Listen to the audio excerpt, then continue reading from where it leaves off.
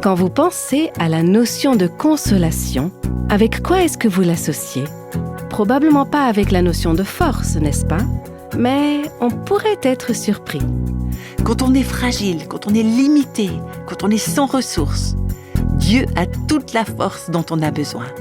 Il nous console dans notre faiblesse et dans nos épreuves en nous donnant sa force. Vous écoutez Réveille nos cœurs. Aujourd'hui, nous commençons une nouvelle série sur le chapitre 40 du livre d'Ésaïe. Cette série est intitulée « Regardez, voici votre Dieu ».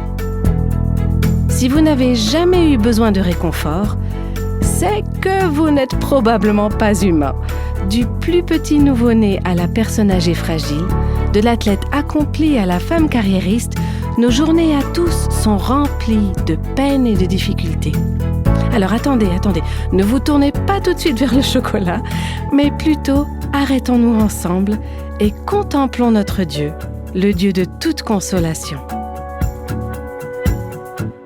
Ces derniers temps, on s'est trouvé face à plusieurs défis dans le ministère de Réveille nos cœurs, mais aussi dans différents domaines de ma vie personnelle, et j'ai ressenti des pressions qui provenaient de différents endroits, ce qui est en fait pas inhabituel, mais cette fois, la pression m'avait l'air un petit peu plus intense que d'habitude. Je me trouvais à l'église un dimanche matin et pendant le moment d'enseignement, le prédicateur partageait un passage tiré du chapitre 40 du livre d'Ésaïe. Et Dieu a vraiment utilisé ce passage, ce message ce matin-là, pour toucher mon cœur d'une manière si profonde qu'après le culte, j'ai pris ma Bible, je l'ai ouverte au chapitre 40 d'Ésaïe et depuis, je reste dans ce chapitre. D'ailleurs, j'ai une nouvelle Bible et elle s'ouvre maintenant presque automatiquement au chapitre 40 d'Ésaïe. Ce passage, je l'ai lu encore et encore, je l'ai mémorisé, je l'ai médité et le Seigneur s'en est servi pour déverser un torrent de grâce dans mon cœur. Et quand on va se plonger ensemble dans ce texte, vous allez vite voir que cette expression « Regardez, voici votre Dieu » est tirée directement d'Ésaïe 40. J'aimerais juste vous donner un petit peu le contexte de ce chapitre. C'est un chapitre très connu dans les Écritures. D'ailleurs, dans la pièce musicale Le Messie de Handel, le récit est basé sur 15 passages bibliques et 10 de ces passages viennent du livre d'Ésaïe et 5 d'entre eux proviennent du chapitre 40. Donc, quand vous chantez Le Messie de Handel ou que vous l'entendez, que ce soit à Noël ou à d'autres moments, il y a beaucoup de ces textes qui viennent du chapitre 40 du livre d'Ésaïe. Maintenant, les 39 premiers chapitres du livre d'Ésaïe sont surtout des messages d'avertissement. Des avertissements adressés au peuple de Dieu à propos du jugement qui va arriver à cause de leurs péchés. Donc ce sont des chapitres durs, difficiles. On y trouve beaucoup l'expression « malheur »,« malheur à ». On sent qu'il en a lourd sur le cœur. Mais quand on arrive au chapitre 40, il y a un changement de ton, une nouvelle direction qui est donnée. Et à partir du chapitre 40 jusqu'à la fin du livre, on trouve des messages de consolation, des messages d'espérance, des promesses de délivrance. Et le fardeau qu'on sentait dans les 39 premiers chapitres commence à s'alléger. Ces chapitres ont une application immédiate, on va en parler dans un instant, une application qui concernait directement le peuple à l'époque d'Ésaïe. Mais ils ont aussi une portée à long terme parce qu'ils pointent vers Christ. Ils annoncent le Messie, celui qui porte nos fardeaux, celui qui est notre consolateur, notre libérateur, notre sauveur, notre berger, notre espérance. Ces chapitres nous amènent vers Christ qui a dit « Venez à moi, vous tous qui êtes fatigués et courbés sous un fardeau, et je vous donnerai du repos. En effet, mes exigences sont bonnes et mon fardeau léger. » Donc, dans ce texte, on va voir le fardeau qui est allégé. Mais avant d'entrer dans le texte lui-même, j'aimerais prendre quelques minutes aussi pour vous donner un petit peu le contexte historique, pour comprendre ce qui se passait dans la nation d'Israël et de Juda à ce moment-là. À cette époque, la menace immédiate qui pesait sur la nation, sur le peuple de Dieu, venait de l'Empire assyrien. Les Assyriens avaient déjà pris le contrôle du royaume du nord d'Israël, ils avaient emmené le peuple en captivité et, sous l'inspiration du Saint-Esprit, Ésaïe regarde maintenant 100 ans plus loin, vers le moment où les Babyloniens, la prochaine puissance mondiale, allaient à son tour emmener en captivité les habitants du royaume du sud, le royaume de Juda. Le peuple d'Israël allait donc être sanctionné pour son péché, il allait être jugé par Dieu, et Dieu allait se servir des Babyloniens comme il s'était déjà servi des Assyriens. La nation de Juda allait être emmenée en captivité pour 70 ans. En réalité, les Babyloniens étaient des instruments dans la main de Dieu. C'était une nation étrangère, païenne, idolâtre, mais Dieu allait s'en servir pour corriger et pour discipliner son peuple à cause de son péché. Et pourtant, Dieu avait promis qu'après ce temps de discipline, ils reviendraient dans leur pays. Voici donc comment la prophétie d'Ésaïe regarde 100 ans plus tard vers ce moment où les Babyloniens allaient venir prendre le pouvoir, puis encore 70 ans plus tard jusqu'au moment où la captivité serait presque terminée. Donc il s'adresse à des personnes d'un temps futur, à une génération à venir qui est découragée. Ces personnes ont vécu 70 ans en captivité dans un pays étranger, elles ont peur, elles ont perdu courage, elles ont perdu espoir. Et de quoi elles ont besoin ? Elles ont besoin d'encouragement. Elles ont besoin de l'espérance qui vient du cœur de Dieu. Et pour compliquer encore un petit peu plus les choses, Ésaïe ne regarde pas seulement 170 ans plus tard, mais il regarde encore au-delà, vers la première venue de Christ sur terre, quand Christ va s'incarner en la personne de Jésus. D'ailleurs, vous pourrez les voir dans ce passage, les références au Messie. Et puis Ésaïe regarde encore plus loin, vers un jour qui est encore à venir pour nous, il regarde vers le retour final de Christ quand il viendra pour régner sur la terre. Donc, 170 ans plus tard, il y aura une consolation pour ceux qui seront en captivité, et il y aura une consolation encore plus tard quand Christ reviendra pour régner sur terre. Des fois, dans la prophétie d'Ésaïe, il y a ces différentes perspectives qui s'entremêlent. On ne sait pas toujours exactement à laquelle il fait référence, mais gardez tout ça en tête au fur et à mesure qu'on aborde ce passage de consolation. Et tout ça nous rappelle quelque chose d'infiniment précieux. Même si le retour de Christ nous paraît très lointain, tout comme le retour de captivité semblait très lointain pour ceux du temps d'Ésaïe, on pourrait dire 170 ans, c'est quand même vraiment loin, mais on doit se rappeler que Dieu voit les choses avec une perspective éternelle. Pour lui, 1000 ans, c'est comme un jour. Le temps n'a pas la même valeur pour lui. Lui, il a une vue d'ensemble.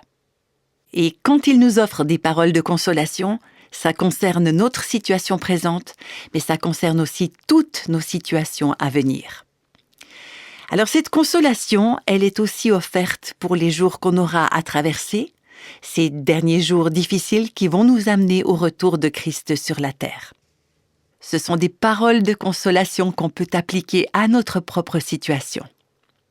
Donc voici le verset 1 du chapitre 40 d'Ésaïe qui commence simplement avec cette phrase « Consolez, consolez mon peuple, dit votre Dieu ». Vous comprenez, c'est un message qui vient de Dieu. C'est Dieu qui parle à travers le prophète Ésaïe. Il parle à son peuple, ce peuple qui, à ce moment-là, aura déjà passé 70 ans en captivité. Et Dieu dit « Consolez mon peuple ». Vous avez remarqué, ce verbe est répété pour insister « Consolez, consolez ». C'est exactement ce dont ils ont besoin, être consolés. Les mots « consoler »,« consolation »,« consolateur », ils apparaissent 13 fois entre ce passage et la fin du livre d'Ésaïe. Et c'est le thème de toute cette section qui commence au chapitre 40. Le mot « consolation », il vient en fait de 2 mots latins qui signifient « fortifier »,« donner de la force et du soulagement dans l'épreuve »,« rendre fort »,« affermir ». Et on va voir dans ce passage que quand on est faible, Dieu est notre force. Quand on est fragile, quand on est limité, quand on est sans ressources, Dieu a toute la force dont on a besoin. Il nous console dans notre faiblesse et dans nos épreuves en nous donnant sa force, en nous remplissant de sa force. Maintenant, remarquez à qui cette consolation est adressée. Elle s'adresse aux personnes qui ont une alliance avec Dieu. Il dit « Consolez mon peuple ». On ne peut pas s'attendre à recevoir une consolation véritable et profonde au cœur de notre faiblesse et de nos épreuves si on ne prend pas conscience qu'on appartient au Seigneur. Donc c'est un message qui s'adresse spécifiquement au peuple de Dieu. Et ça nous montre aussi que c'est lui le consolateur. On va voir ça tout au long de ce passage. Ça fait penser à ce verset qu'on trouve aussi au 1er chapitre de la 2e lettre aux Corinthiens où l'apôtre Paul dit « Béni soit Dieu, le Père de notre Seigneur Jésus-Christ, le Père plein de compassion et le Dieu de tout réconfort. Il nous réconforte dans toutes nos détresses afin que nous puissions réconforter ceux qui se trouvent dans la détresse. » Où est-ce que vous allez chercher la consolation, vous? Quand vous êtes faible, quand vous avez peur, quand vous êtes découragé, quand vous êtes déprimé? Est-ce que vous vous tournez vers le Dieu de toute consolation? D'ailleurs, est-ce qu'on n'a pas tendance à chercher ailleurs en premier? Par exemple, dans la nourriture, ce qu'on appelle notre petit plaisir.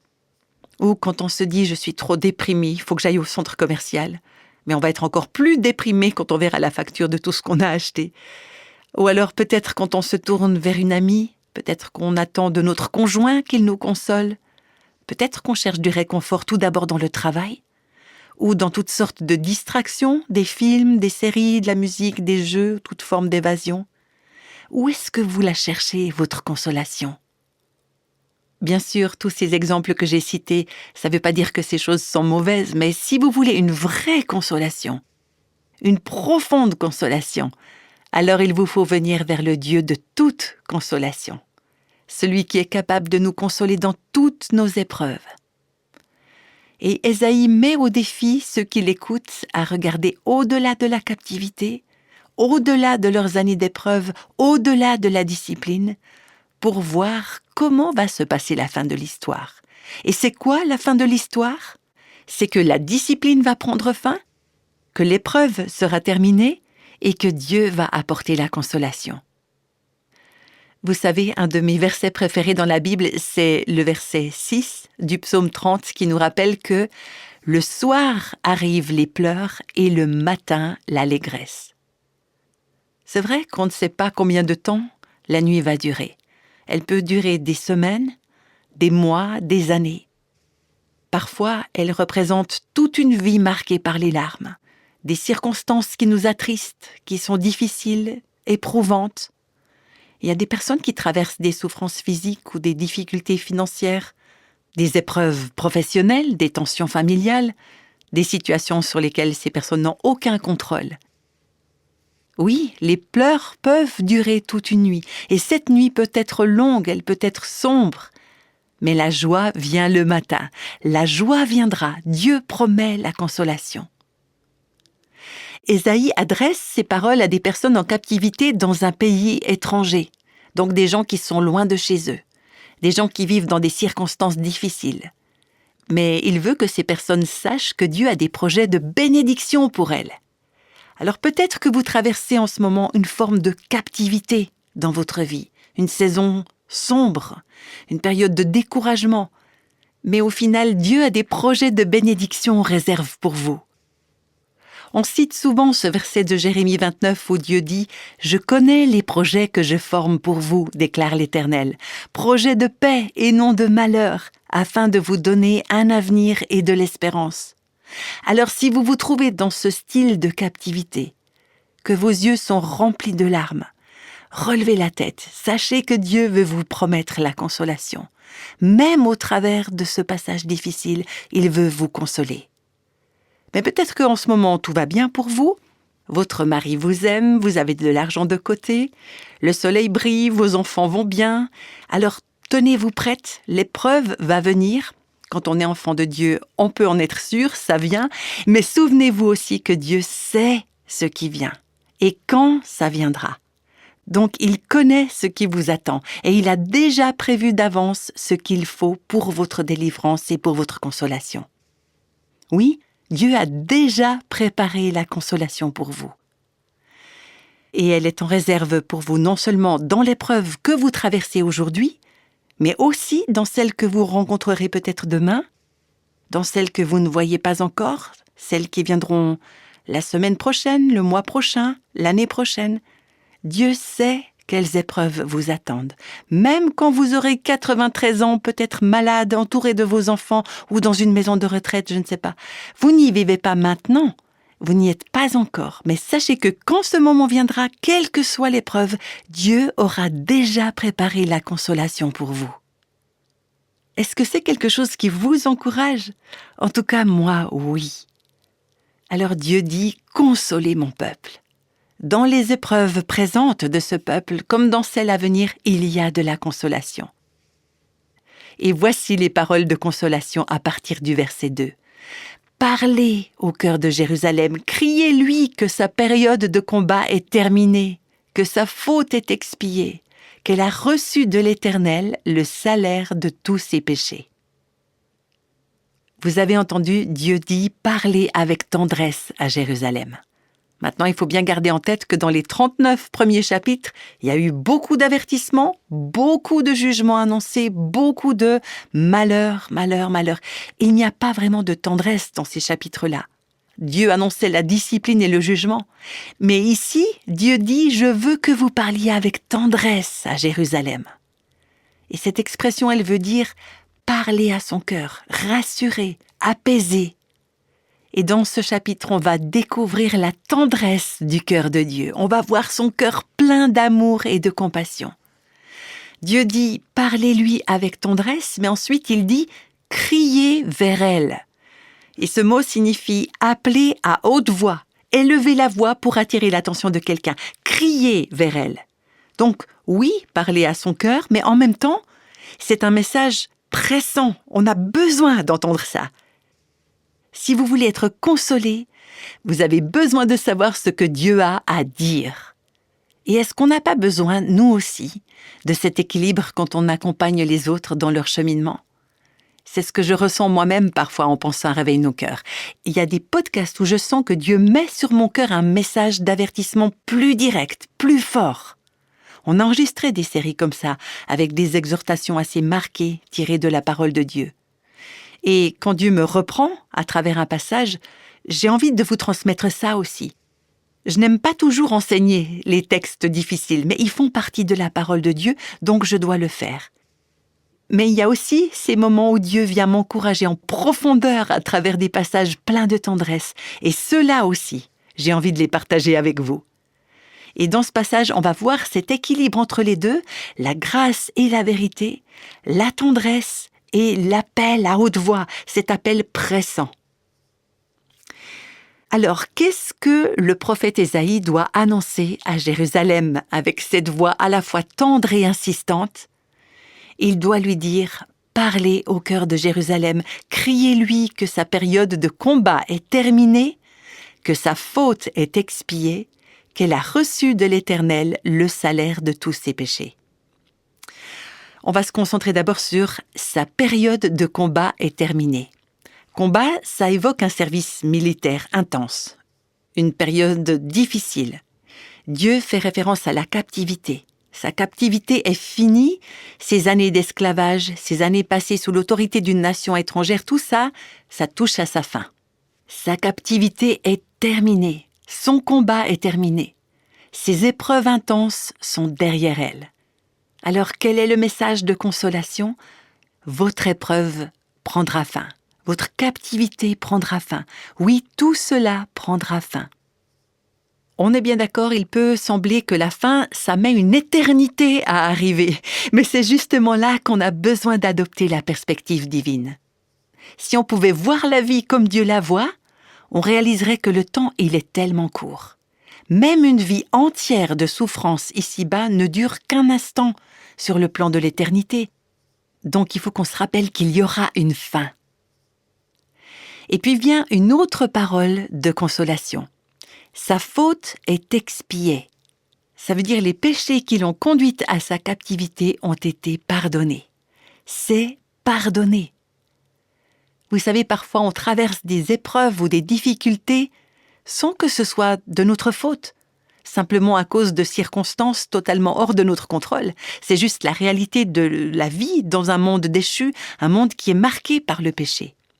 Mais est-ce que ce n'est pas vrai aussi que parfois, on se retrouve dans des situations compliquées à cause de nos propres choix, à cause de notre propre péché? Et Dieu nous aime assez pour nous reprendre, pour nous corriger, pour nous discipliner. Parfois, on vit sous le poids de la culpabilité. On se dit, je sais que je suis dans cette situation à cause de mon péché. Je suis vraiment lamentable, je vaux rien, etc. Et Dieu dit, attends un instant. Il y a une fin à ton épreuve, mais il y a aussi le pardon pour tes péchés. Ça veut dire que vous n'avez pas à vivre esclave de la culpabilité, de la honte, de l'échec. Oui, peut-être que vous avez échoué. Peut-être que vous vous êtes marié en dehors de la volonté de Dieu, que votre mariage est difficile, que c'est une conséquence de votre choix. Ou alors peut-être que vous avez maltraité votre corps et maintenant vous en portez les conséquences physiques. Mais Dieu vous dit, tu peux recevoir le pardon. Je sais qu'il y a des femmes qui ont vécu un avortement et qui portent encore un profond sentiment de culpabilité. C'est comme une chaîne qui les lie à ce qu'elles ont fait. Et c'est peut-être difficile pour elles de ressentir, de croire et d'accepter le pardon de Dieu. Et il y a aussi parfois des femmes qui vivent certaines conséquences dans leur corps ou dans leur famille à cause des choix qu'elles ont faits dans le passé. Mais la parole de Dieu dit « Consolez mon peuple, sa faute est pardonnée, son péché est effacé. » Vous n'êtes pas obligé de continuer à vivre sous le poids de la culpabilité du passé, sous le poids du péché passé. Oui, il peut y avoir des conséquences, il peut y avoir des cicatrices. Mais vos péchés peuvent être pardonnés et votre épreuve va prendre fin. Criez-lui que sa période de combat est terminée, que sa faute est expiée, qu'elle a reçu de l'Éternel le salaire de tous ses péchés. Ça veut dire simplement que la dette a été payée. Il y a un paiement suffisant qui a été fait pour ses péchés, pour les péchés de ce peuple. Bien sûr, on sait que ce pardon, il nous est possible grâce à Jésus. Ce passage préfigure Christ, il préfigure la croix, il préfigure celui qui a porté notre culpabilité, celui qui a porté nos péchés, celui qui s'est substitué à nous. C'est lui qui a payé le prix, qui a donné sa vie pour notre salut, pour qu'on puisse recevoir de la part du Seigneur un pardon complet, un paiement suffisant pour nos fautes. Et donc la consolation que Dieu offre à son peuple est proportionnelle à la souffrance que le peuple a traversée. Vous avez connu une douleur profonde, une grande épreuve, eh bien c'est une grande consolation qui vient aussi pour vous. Remarquez bien que la source de la consolation, ce n'est pas que tous les problèmes disparaissent. On croit souvent qu'on ne pourra être consolé que si on n'a plus aucun problème, mais ici, quelle est la source de la consolation que Dieu promet ? C'est d'être réconcilié avec lui, c'est d'avoir nos péchés pardonnés, c'est d'être libéré de la culpabilité, d'être délivré de la captivité. C'est ça qui apporte la vraie consolation. Donc peut-être que vous aurez des difficultés. En fait, vous en aurez jusqu'au jour où vous serez au ciel. Vous pouvez être sûr de ça. Mais vous pouvez être en paix avec Dieu, être libéré de votre esclavage spirituel. Vous pouvez être libre d'aimer et de servir le Seigneur de tout votre cœur. Vous pouvez recevoir le pardon de vos péchés. Et permettez-moi de vous le redire encore, parce que je sais qu'il y a tellement de femmes qui vivent sous un poids, sous un joug, sous l'oppression de la culpabilité liée à leur péché passé. Alors, vous avez péché ? Moi aussi, j'ai péché. Mais Dieu nous dit ici, voici sa parole de consolation, vous n'avez pas à vivre dans cet esclavage. Il n'y a rien qui vous y oblige. Vous pouvez en être libéré. Le Dieu qui nous corrige pour nous purifier, c'est aussi le Dieu qui nous rachète, qui nous délivre, qui nous console. Donc je le répète, votre combat est terminé, votre faute est pardonnée. Le prix a été payé par le sacrifice et le sang de Christ. Alors je vous encourage à le croire, à le recevoir et à être consolé. Seigneur, j'aimerais te confier cette femme qui écoute en ce moment et qui vit peut-être depuis des années sous le poids, sous la honte de ses péchés passés. Elle les a confessés, elle s'est repentie, mais elle continue de vivre sous l'oppression et sous le fardeau de cette faute. Alors Seigneur, je prie qu'aujourd'hui cette femme puisse recevoir ta parole et ta vérité dans son cœur, qu'elle puisse croire que son combat est terminé, que sa faute est pardonnée, et que le prix a été payé par le sang et la croix de Christ, et qu'elle reçoive maintenant ton pardon et ta consolation. Et tout cela, je le prie au nom de Jésus. Amen.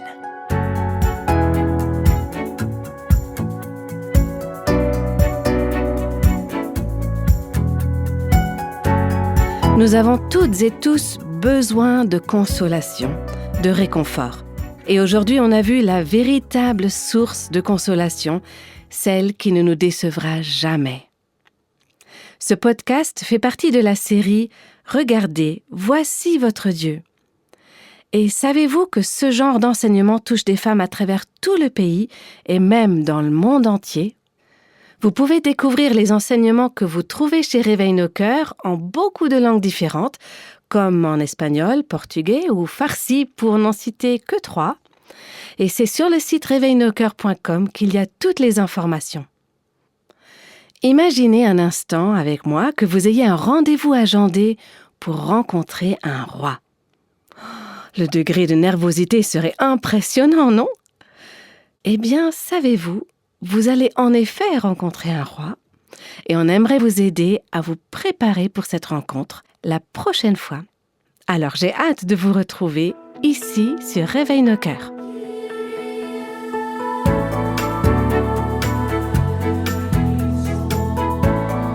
Tous les extraits de la Bible sont tirés de la version second 21. Réveil nos cœurs est le ministère francophone de Revive Our Hearts avec Nancy DeMoss Wolgemuth. Avec les voix de Christine Raymond et Jeannette Kosman.